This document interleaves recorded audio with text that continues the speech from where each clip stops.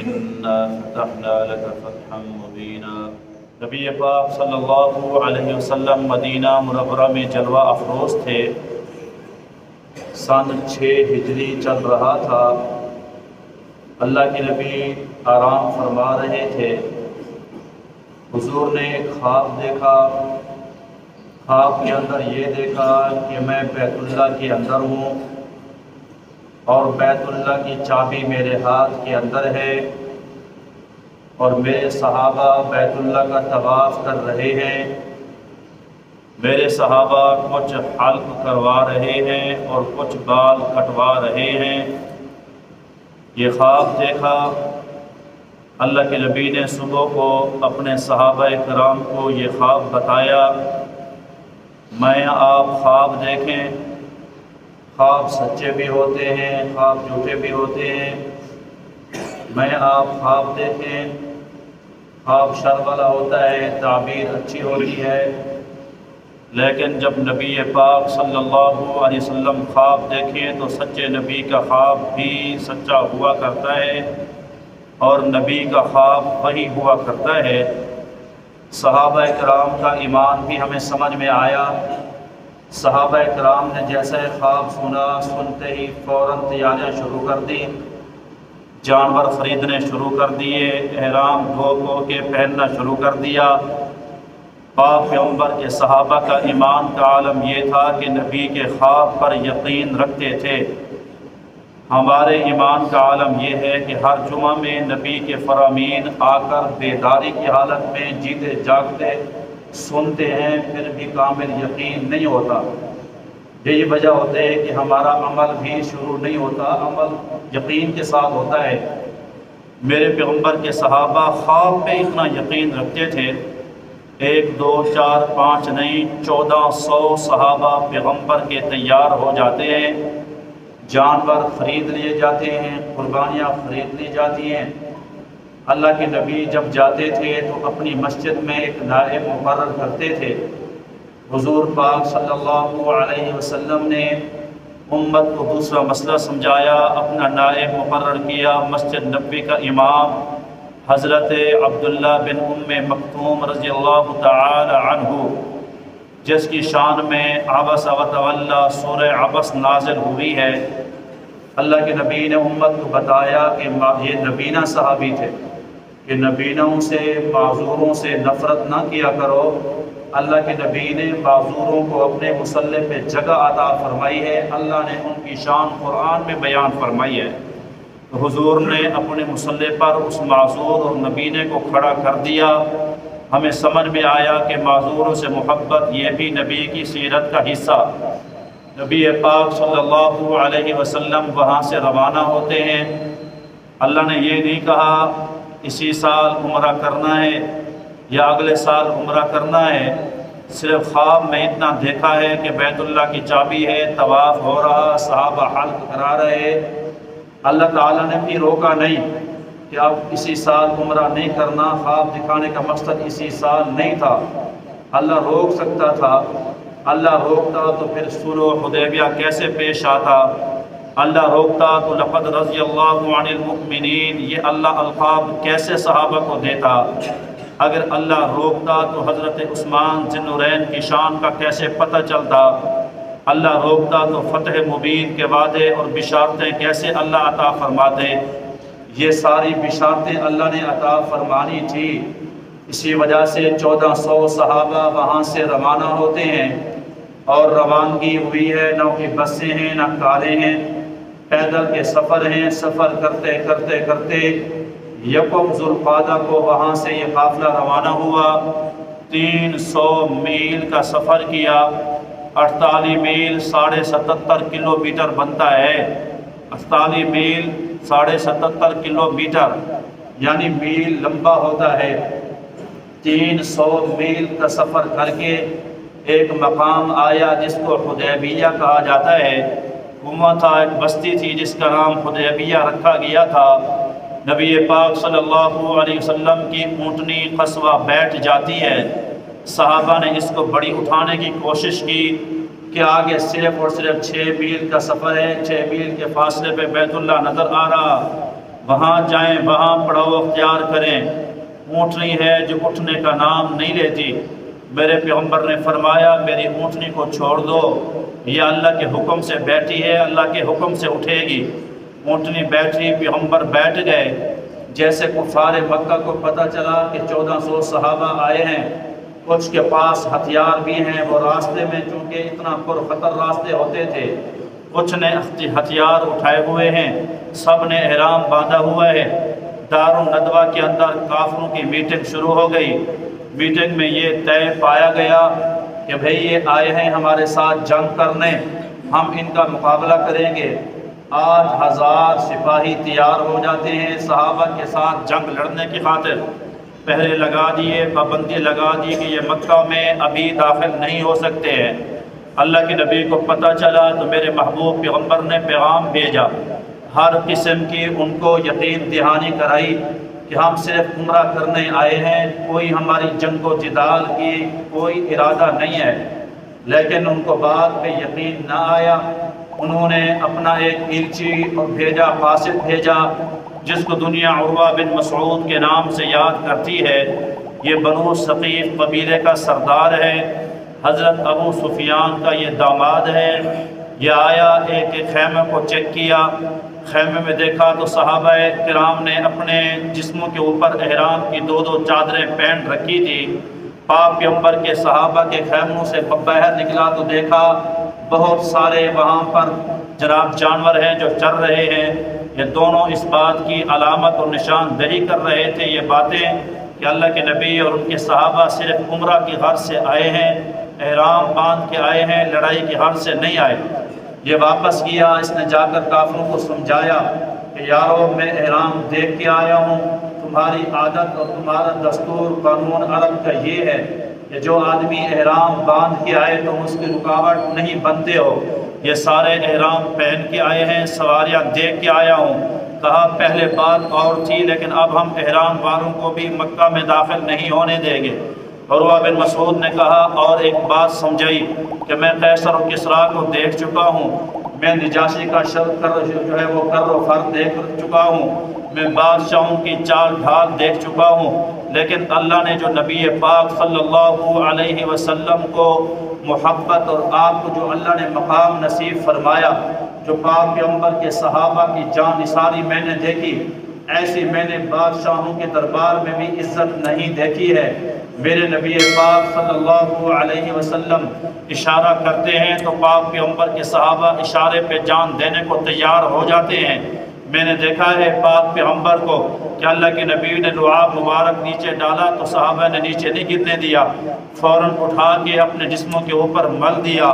صحابہ کی جان نثاری اور محبت کے واقعات عروہ بن مسعود نے سمجھائے، اس کے باوجود بھی بات سمجھ میں نہ آئی۔ نبی پاک صلی اللہ علیہ وسلم نے فرمایا اگر کوئی بھی شرط کافر پیش کرے گے تو میں محمد ضرور اس کو تسلیم کروں گا۔ انہوں نے شرائط منوانے کی خاطر وہاں سے اپنا مسعود بن عمر کو بھیجا۔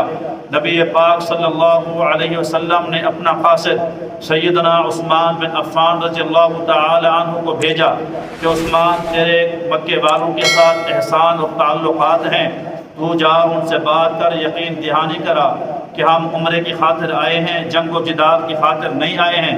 یہ سارا معاملہ ذوالقعدہ میں سن 6 ہجری میں ہو رہا اور اس معاملے میں پورے 2 ہفتے گزر گئے۔ صحابہ 2 ہفتے تک حدیبیہ کے مقام پر ٹکے رہے۔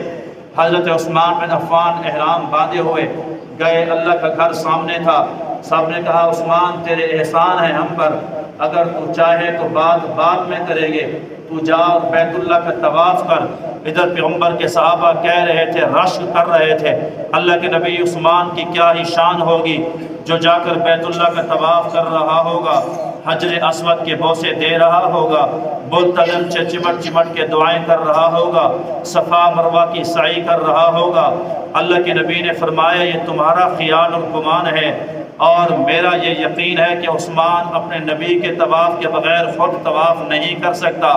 یہی وجہ بنی عثمان بن عفان نے کہا کہ جب تک میرے میٹھے مدنی طواف نہیں کریں گے عثمان بھی طواف نہیں کرے گا۔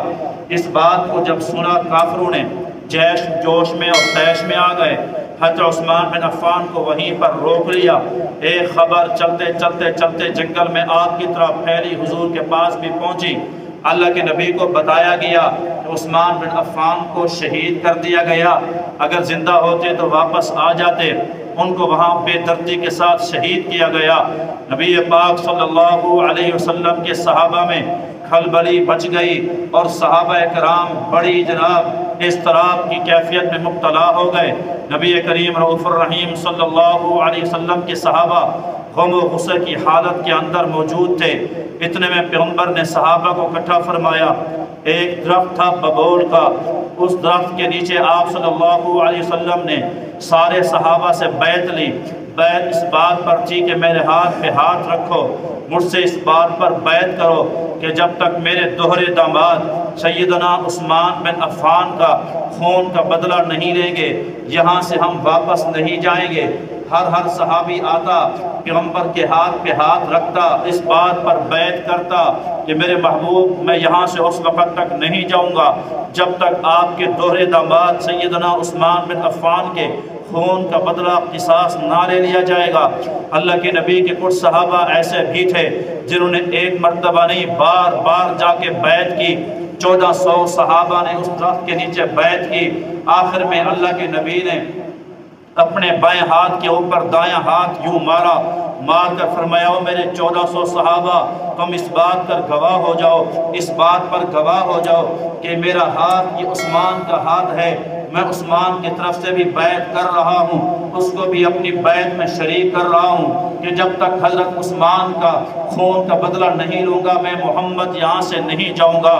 اس بیعت کے اندر اس قدر اخلاص تھا، اس قدر تقوی تھا، اس قدر محبت تھی، اس قدر جذبہ جہاد تھا کہ اللہ نے آسمانوں سے قرآن اتار دیا۔ فرمایا لقد رضی اللہ عن المؤمنین اذ یبایعونک تحت الشجرة فعلم ما فی قلوبہم فانزل السکینۃ علیہم واصابہم فتحا قریبا۔ جن جن ایمان والوں نے اس درخت کے نیچے بیعت کی ہے میرے محبوب اللہ ان سب سے راضی ہو گیا، میرے محبوب اللہ ان سب سے خوش ہو گیا۔ اللہ نے ان کے دلوں کا امتحان لے لیا، یہ سارے کے سارے اپنے امتحان میں کامیاب ہو گئے۔ اللہ تعالیٰ نے قرآن مجید میں اس بیعت کا بھی ذکر فرمایا، اللہ نے اس درخت کا بھی ذکر فرمایا اور حضرت عثمان کی شان کا بھی ذکر فرمایا۔ اس وجہ سے شاعر کہتا ہے وہ داماد نبی جسے ہم عثمان کہتے ہیں، حیا والے غنی اور ناصر القرآن کہتے ہیں، غنی تھے مال کیا ہے راہ حق میں جان تک دے دی، اسے ایثار کہتے ہیں، اسے قربان کہتے ہیں، اور جن کی خاطر خود رسول اللہ نے بیعت لی تھی جسے خود حق تعالی بیعت رضوان کہتے ہیں۔ غیر جنگی جب شعر پڑھتا تو کہتا تھا اور جن ہاتھ محبوب دا ہاتھ بڑھیا عثمان دے پیار دے کیا کہنے۔ اللہ نے اپنے قرآن مجید فرقان حمید کے اندر اس بیعت کا ذکر فرما دیا۔ جب تک حق کا قرآن رہے گا سیدنا عثمان کی شان کا بھی بیان رہے گا۔ یہ بات ہوئی، عقیدہ بن گیا کہ عالم الغیب کون ہے؟ اللہ۔ غیب جاننے والا کون ہے؟ اگر نبی عالم الغیب ہوتا تو نبی کو پتہ ہوتا کہ حضرت عثمان شہید نہیں ہوئے، پھر معاذ اللہ کیا حضور کو عالم الغیب تھے، پتہ بھی تھا، پھر یہ سارا ڈرامہ ہو رہا ہے؟ معاذ اللہ اپنا عقیدہ درست کرو، بھی عالم الغیب نبی نہیں ہوتا، عالم الغیب کون ہوتا ہے؟ اللہ۔ جب تک اللہ نہ بتائے نبی کو نہیں پتا، نبی تو اس کے قتل پر قصاص پر بیعت لے رہا ہے تو اس کا قصاص لیں گے۔ سارے صحابہ جمع ہیں، اتنے میں حضرت عثمان ذی النورین رضی اللہ تعالی عنہ واپس تشریف لاتے ہیں۔ محبوب پیغمبر نے حضرت عثمان کو دیکھا، شرائط جو ایسی تھی وہ ساری کے سارے کڑی شرائط تھی، صحابہ کے ایمان پہ وہ ضربیں تھی، وہ ساری شرطیں صحابہ کے ایمان پہ ضربیں تھی۔ ساری شرطیں کیا تھی؟ ان میں خلاصہ یوں سمجھیں، کافروں نے ایک شرط یہ رکھے کہ اس سال آپ بغیر عمرے کے لوٹ جائیں، اگلے سال آئیں اور عمرہ کریں۔ دوسری شرط یہ ہے کہ آج کے بعد ہم 10 سالوں کے لیے یہ سلوک کرتے ہیں کہ ایک دوسرے کے ساتھ ہم جنگ نہیں کریں گے، نہ آپ کسی کی پشت پناہی کریں گے جو ہمارے خلاف جنگ کرے، نہ ہم اس بندے کی پشت پناہی کریں گے جو آپ کے خلاف جنگ کرے، نہ ہم خود جنگ کریں گے نہ دوسرے کی پشت پناہی کریں گے۔ تیسری شرط یہ ہے کہ اگر کوئی مسلمان ہماری قید اور جیل سے چھوٹ کر مدینہ آ جائے تو آپ اس کو واپس کریں گے۔ چوتھی شرط یہ ہے کہ اگر کوئی بندہ مدینے سے معاذ اللہ اگر مرتد ہو جائے پھر آ کر مکے آ جائے تو ہم اس کو واپس نہیں کریں گے۔ ہمارا بندہ آئے تو واپس، آپ کا بندہ آئے تو واپس نہیں ہوگا۔ یہ ایک شرطیں تھی جو ساری آپ صلی اللہ علیہ وسلم کے صحابہ کے مزاج کے خلاف تھی۔ عمرے کے بغیر بھی چلے جاؤ اور پھر ہمارا بندہ آئے تو واپس کرو، تمہارا آئے تو واپس نہ ہو۔ وہ صحابہ جو جنگ و جدال کے متوالے تھے، جیالے تھے، 10 سال تک ان کے ساتھ جنگ بھی نہ ہو، جہاد بھی نہیں کرنا ہے۔ صحابہ کرام کی عجیب سی کیفیت تھی، پاک پیغمبر خاموش ہیں، اللہ کے نبی بھی اللہ کے نبی کے صحابہ بھی خاموش ہیں۔ اسی دوران ایک صحابی ہے جن کو دنیا حضرت ابو جندل کہتی ہے، یہ اپنی ہاتھ کھڑیاں پہنے ہوئے اور اپنے پاؤں کے اندر اس کے جولان لٹکے ہوئے اور یہ زخمی جسم لے کر مکہ کی دھرتی سے بھاگتا ہوا 6 میل کا سفر کرتا ہوا مقام حدیبیہ کے اندر پہنچ جاتا ہے۔ صحابہ کرام اس کو دیکھتے ہیں، لپٹ لپٹ کے روتے ہیں، ملتے ہیں۔ اس نے اپنے زخموں کی داستان سنائی، اپنے صعوبتیں اور مصیبتوں کی داستان سنائی۔ ادھر سے وہ کافر دیکھ رہا تھا۔ اس کافر نے کہا اللہ کے نبی سے، محبوب ہماری آپ کی اس بات پر صلح ہوئی ہے ابھی کہ اگر واپس کوئی ہمارا بندہ آپ کے پاس آتا ہے تو آپ واپس کریں گے، لہذا ابو جندل کو واپس کیا جائے۔ صحابہ کرام حیران ہیں۔ اللہ کے نبی نے فرمایا ابھی ہم نے تحریر تو نہیں لکھی، باتیں طے ہوئی ہیں۔ فرمایا اصل میں تو وعدہ ہوتا ہے جو بات ہو گئی ہے، ورنہ یہ کوئی صلح نہ مانی، ہم ساری صلح کو ختم کرتے ہیں اگر آپ ابو جندل کو واپس نہیں کرتے ہیں۔ میرے محبوب کریم صلی اللہ علیہ وسلم جو کسی جانور کے اوپر ظلم ہوتا دیکھتے تو پیغمبر رو پڑتے تھے۔ اس نبی نے اس زخمی چہرے کو، زخمی سر کو، اس صعوبتوں جھیلتے ہوئے ابو جندل کو آپ صلی اللہ علیہ وسلم نے واپس کیا۔ جب یہ واپس جانے لگے کہا مسلمانوں میں تمہارا مسلمان بھائی ہوں، یہ لوگ مجھے زندہ نہیں چھوڑیں گے، مجھے شہید کر دیں گے، مجھے ان ظالموں کے ہاتھ نہ لگنے دو۔ پیغمبر کے صحابہ اپنی آنکھوں سے آنسو بھی بہہ رہے ہیں اور پیغمبر کے حکم کی تعمیل بھی کر رہے ہیں کہ پیغمبر نے فرمایا ہے بڑی اللہ نے فتح مبین دینی ہے، اس کے لیے چھوٹی چیزوں کو برداشت کرنا پڑے گا۔ جب یہ چلے جاتے ہیں صلح نامہ لکھنا شروع ہوا۔ حضرت علی نے سب سے پہلے بسم اللہ الرحمن الرحیم لکھی۔ کافر نے کہا رحمان رحیم مانتے، پھر جھگڑا کس بات کا تھا، صرف بسمک اللہم لکھو۔ پھر کہا یہ محمد الرسول اللہ کی طرف سے یہ خط ہے اور یہ صلح نامہ ہے، اگر حضور کو ہم رسول اللہ مانتے، کافر نے کہا پھر ہمارا جھگڑا کس بات پر تھا، ہم اس کو محمد بن عبداللہ مانتے ہیں، محمد الرسول اللہ نہیں مانتے ہیں۔ حضرت علی لکھنے والے تھے، پیغمبر نے فرمایا علی جیسے یہ کر رہے ہیں، یہ کہہ رہے ہیں ویسے لکھو، یہاں سے رسول اللہ کا لفظ مٹا دو، محمد بن عبداللہ لکھ دو۔ جب یہ جملہ کہا گیا قربان جاؤں علی المرتضی رضی اللہ عنہ کے ایمان کے اوپر، بظاہر یہ نافرمانی تھی، قلم رکھ دیا، کہا حضور میں یہ جملہ نہیں مٹاؤں گا، لیکن ہزاروں فرما برداریاں علی کے اس ادب پہ قربان جائیں جس نے پیغمبر کے نام کے ساتھ رسول اللہ نہیں مٹایا۔ آنکھوں میں آنسو آ گئے، کہا میرے حبیب میں اپنے ہاتھوں سے آپ کا نام مٹا نہیں سکتا۔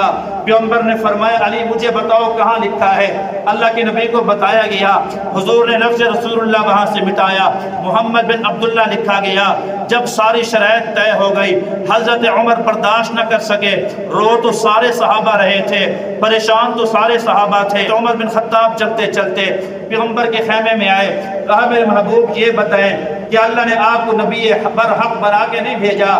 کہا عمر کیسی بات کرتے ہو، اللہ نے مجھے نبی برحق بنا کے بھیجا ہے۔ کہا اللہ نے ہمیں حق دین عطا نہیں فرمایا؟ کہا اللہ نے تمہیں حق دین عطا فرمایا ہے۔ کیا ہم بیت اللہ کے طواف کرنے نہیں آئے؟ کیا ہم بیت اللہ کے طواف کرنے آئے ہیں؟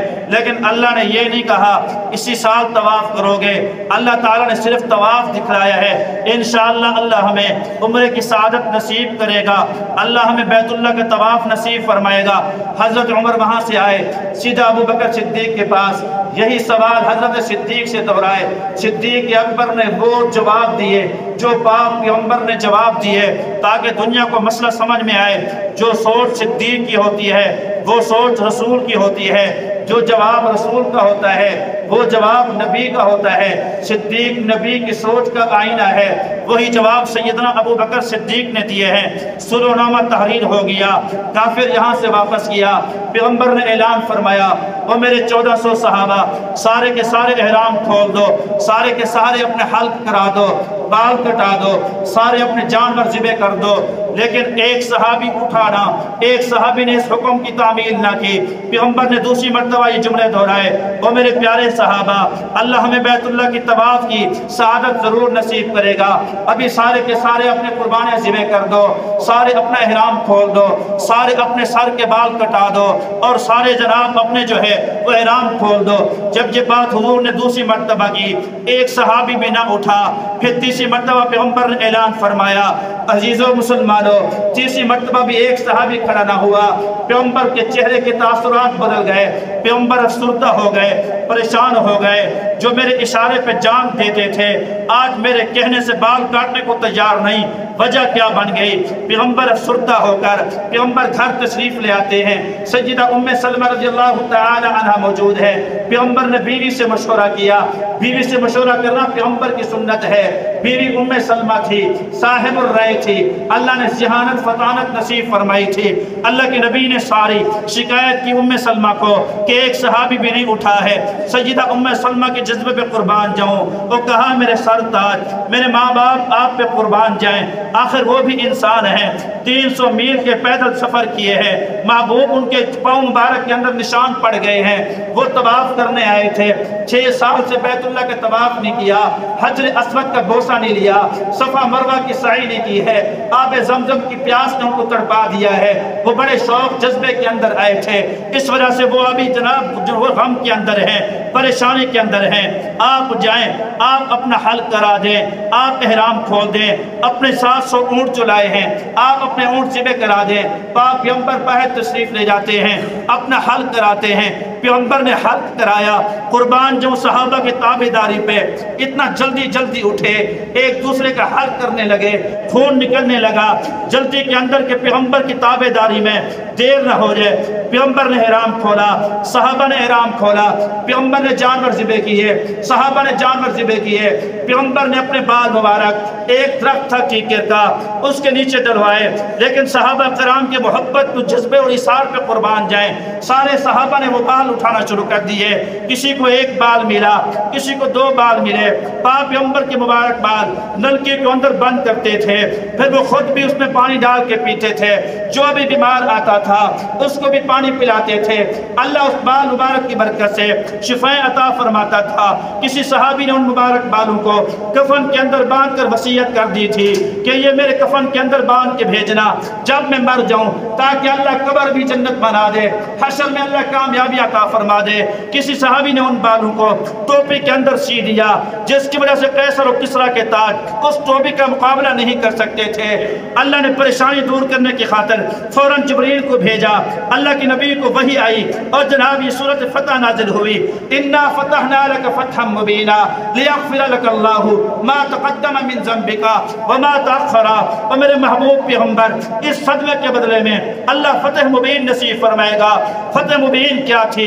صحابہ کا کفار کے ساتھ آنا جانا ہوا، کفار آتے، پیغمبر کے صحابہ کے معاملات دیکھے، پیغمبر کی رحمت دیکھی، بہت سارے لوگ مسلمان ہوئے، حضرت حاتم بن عدی مسلمان ہوئے، پیغمبر کے اخلاق کو دیکھ کر سیدنا عثمان بن ابی طلحہ مسلمان ہوئے، اسی دوران اخلاق کو دیکھ کر سیدنا خالد بن ولید مسلمان ہوئے، اسی دوران اخلاق کو دیکھ کر اللہ نے یہ سورت نازل فرما دی۔ سن 8 ہجری میں، اس وقت 6 ہجری میں 1400 صحابہ تھے، سن 8 ہجری کے اندر پھر اللہ کے نبی کے ساتھ 12,000 صحابہ گئے، اللہ نے پورا مکہ فتح نصیب فرما دی۔ اللہ نے بیت اللہ کی چابی پیغمبر کے ہاتھ کے اوپر رکھوا دی۔